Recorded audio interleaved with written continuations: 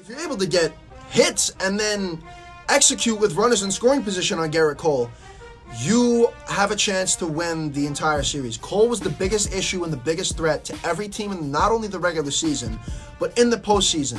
And up until Tuesday night, prior to the game, Cole had a .40 ERA in 22 2/3 innings pitched in the postseason, with a 19-0 record in his previous 25 starts. So this man looked very scary, but the Nationals were able to get to him away, game 1 in Houston, and take that win.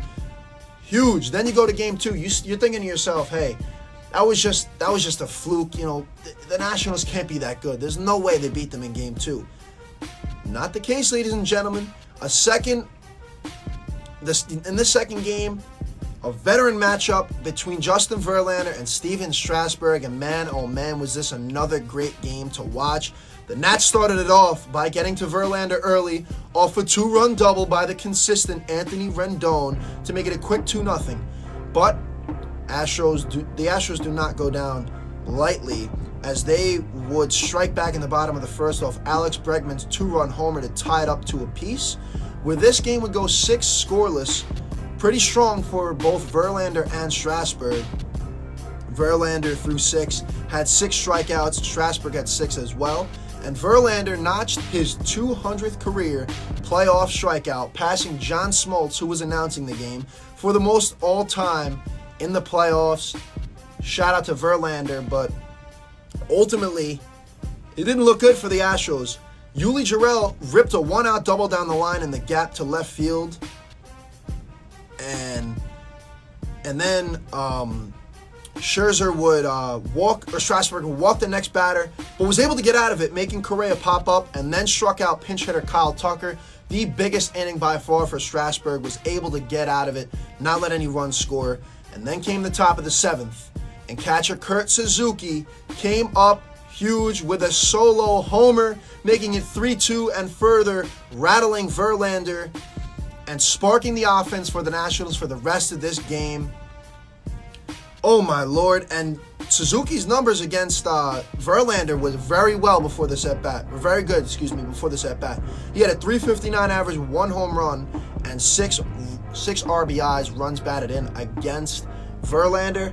Kurt swung up the momentum of the game into the Nats' favor. Verlander went on to walk Victor Robles and was pulled for the game for reliever Ryan Presley. And Verlander had thrown 107 pitches, so you got the pitch count up. You don't have to worry about him for at least a couple more games in this series. This man's got to rest. He's not good on short rest. Huge things done by the offense.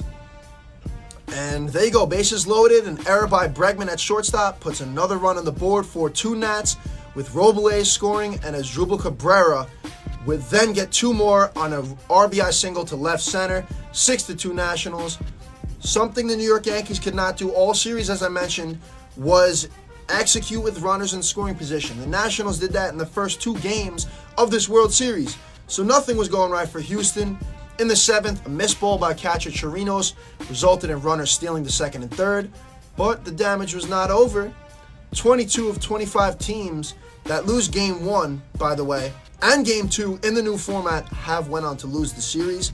The damage wasn't over in this one, as veteran Ryan Zimmerman would drive in 2 more runs on a soft infield single to third base. Alex Bregman couldn't make the throw to first, so Harry Kendrick and Asdrubal Cabrera would score, and Zimmerman got to second on a bad throw by Bregman to first base. And folks, I don't even have to go on. The Nats finished this game 12-3 and take Game 2, where they will go and take this thing to Washington.